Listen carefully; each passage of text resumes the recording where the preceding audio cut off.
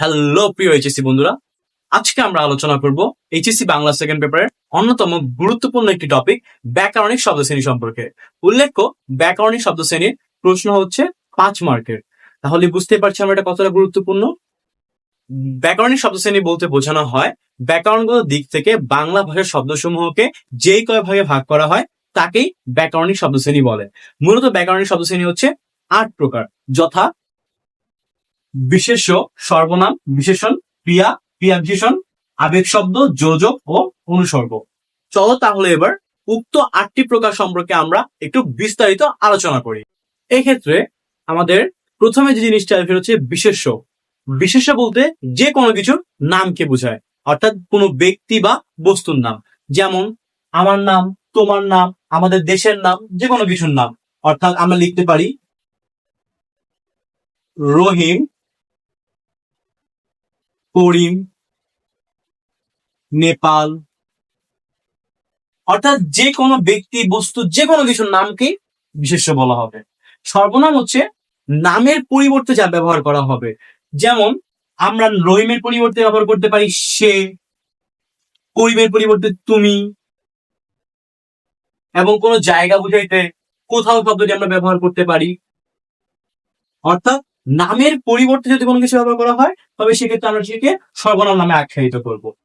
বিশেষণ হলো আমাদের এই বিশেষ্য ও সর্বনামের দোষ, গুণ, অবস্থা, সংখ্যা, পরিমাপ। যেমন রহিম ভালো ছেলে, করিম খারাপ লোক, 1 কেজি আম কিনেছি, এটা কিন্তু পরিমাপ বোঝাচ্ছে, অর্থাৎ 1 কেজি। দোষ, গুণ, সুন্দর, কালো ইত্যাদি যে কোনো কিছুই, অর্থাৎ দোষ, গুণ, অবস্থা, সংখ্যা, পরিমাপ বোঝালে সেটিকে বলা হবে বিশেষণ। ক্রিয়া বলতে বোঝানো হয় যে কোনো কাজকে, অর্থাৎ খাওয়া, ঘুমানো, যে কোনো কাজই আমাদের ক্রিয়া।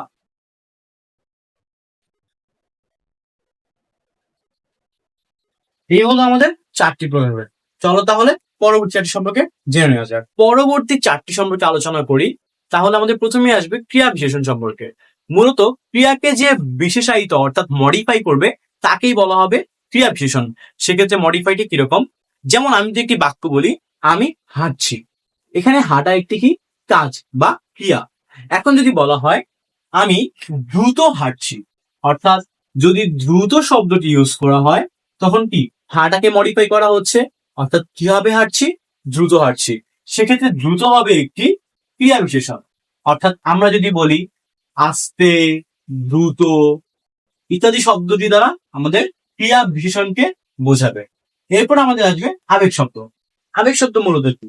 আবেগ শব্দ মূলত হচ্ছে যে যেটা আমাদের ইমোশনকে প্রকাশ করবে, অর্থাৎ আমাদের রাগ, ক্ষোভ, দুঃখ, অভিমান, কষ্ট ইত্যাদি প্রকাশ করবে। যেমন আমরা সবসময় বলি বাহ, তারপর কি সুন্দর দৃশ্য, আরে কি করছো। অর্থাৎ যে শব্দগুলো দ্বারা আমাদের ইমোশনকে বোঝাবে, এক্সপ্রেস করবে, সেগুলোকে বলা হবে আবেগ শব্দ। যেমন আমরা লিখতে পারি বাহ, তারপর আমরা লিখতে পারি আরে, অথবা লিখতে পারি কি সুন্দর ইত্যাদি শব্দগুলো দ্বারা আবেগ শব্দকে বোঝাবে।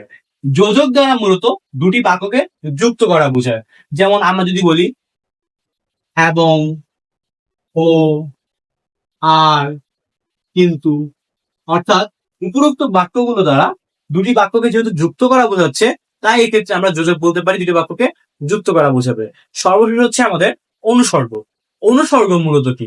অনুসর্গ হচ্ছে যেটা বাক্যের অর্থ সম্পূর্ণরূপে প্রকাশ করতে সাহায্য করবে। ইন ওয়ান সেন্টেন্স আমরা প্রিপোজিশনের নাম তো শুনেছি, প্রিপোজিশনের কাজটাই হচ্ছে অনুসর্গ।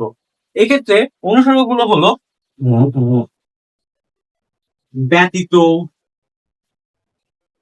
জন্য, প্রতি, হতে, থেকে, চেয়ে ইত্যাদি। এছাড়াও আরো কিছু অনুসর্গ আছে যেগুলো আমাদের বইয়ে আমরা ইনশাল্লাহ পেয়ে যাব। এই ছিল আমাদের মূলত 8টি প্রকার। এখানে আমরা খুবই সহজ এবং ছোট করে 8টি প্রকারভেদ চেনার চেষ্টা করেছি। এই 8টি প্রকারভেদ আমাদের জন্য কি যথেষ্ট?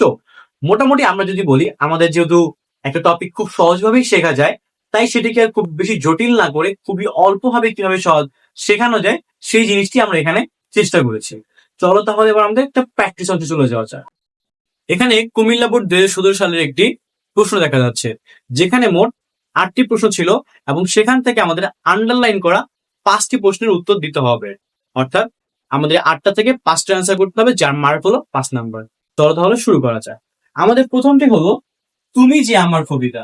এখানে আমাদের তুমি নিচে আন্ডারলাইন করা, অর্থাৎ এখানে তুমি শব্দটি কোন ব্যাকরণের শব্দ শ্রেণীর মধ্যে পড়ছে সেটা আমাদেরকে আইডেন্টিফাই করতে হবে। মূলত দেখো, তুমি শব্দটি কারণ নামের পরিবর্তে ব্যবহার করা হয় না, আর নামের পরিবর্তে যা ব্যবহার করা হয় তাকেই বলা হয় সর্বনাম। সেক্ষেত্রে আমরা তুমিকে ব্যবহার করতে পারি সর্বনাম হিসেবে। আমাদের ছোট গায়ে ছোট ছোট ঘর, এই ছোট ছোট শব্দটি দ্বারা কাকে বোঝানো হচ্ছে?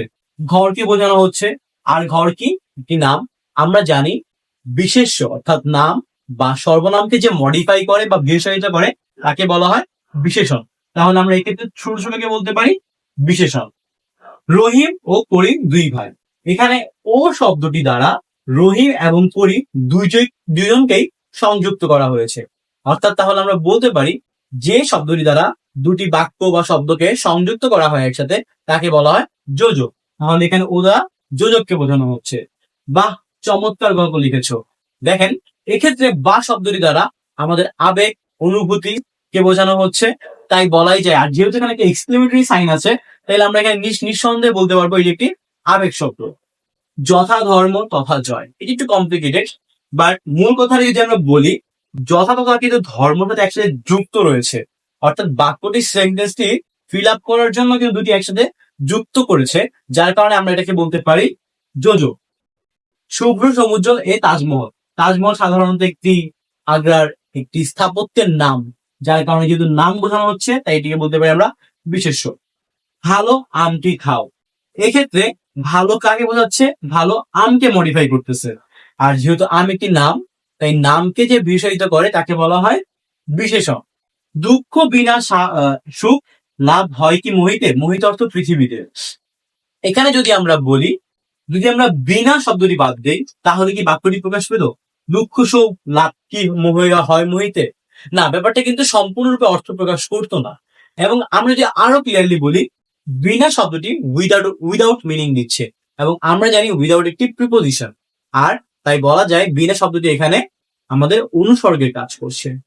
যদি আমরা আমাদের ভিডিওর পাশাপাশি একটু ছোট করে আমাদের বই থেকে সংজ্ঞাগুলো পড়ি, তাহলেই কিন্তু এই টপিকটি খুব সহজেই শেষ হয়ে যায়।